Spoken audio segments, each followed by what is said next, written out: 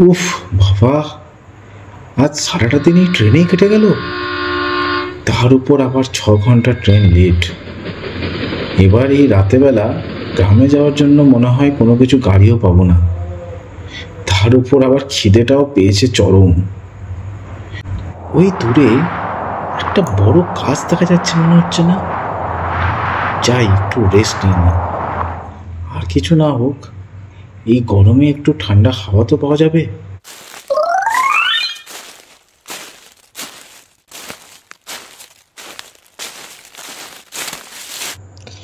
এবার একটু গা গড়িয়ে নিই এখানেই, সকালে দেখা যাবে কি করব।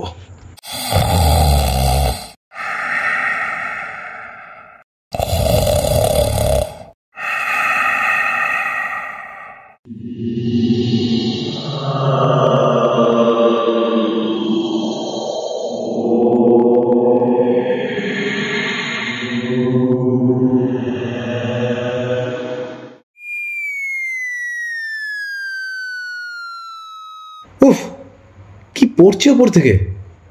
দুধ চাই, কি মিষ্টি ঘুমটা এসেছিল, ভেঙে দিল সব। তোর কি রে মঙ্গল, বেশ তো মনের সুখে ঘুমোচ্ছিস দেখছি। কে কে কে আপনি? ঝমাকালি ঝমাকালি, হে ভগবান, শেষে কিনা আমাকে পেটনিতে ধরলো। চুপ কর হতচ্ছাড়া, আমাকে চিনতে পারছিস না? চিনব কিভাবে? আমি তো আর ভূত নই।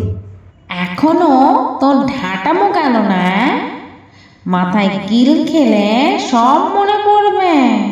এরকম কথা তো একমাত্র আমার শাশুড়ি বলতেন, কিন্তু তিনি তো মারা গেছেন বহু বছর হলো। হতচ্ছাড়া, মরে গেলেও তো তোদের জন্য আমার আত্মা শান্তি পেল না রে। আমরা কি করলাম? বরং আপনি আমাকে অনেক জ্বালিয়েছেন। 2 দিনের জন্য শ্বশুর বাড়ি যেতাম, ভাবতাম কিছু ভালো মন্দ খাবো। তা নয়, আপনি আমাকে লম্বা ফর্দ দিয়ে বাজারে পাঠিয়ে দিতেন। কিছুই ভুলিনি আমি, ঠিক আছে? চুপ কর। শোন, তুই যে আমার জীবনকালে এত সেবা করেছিস, তার জন্য তোকে কিছু দিতে চাই। পেতনি হয়ে আমাকে আবার কি দেবেন? একটু শান্তিতে ঘুমাচ্ছিলাম, সেটাও তো আপনার সহ্য হলো না। আমার ঘরের আলমারিতে বেশ কিছু জমানো টাকা আছে, কেউ জানে না ওই টাকাগুলোর কথা। যদি অন্য কারোর হাতে পড়ে, এই ভেবে আমি মরেও শান্তি পাচ্ছি না। তাই আজ তোকে খোঁজ দিয়ে গেলাম, এবারে আরামে আমার মুক্তি হবে।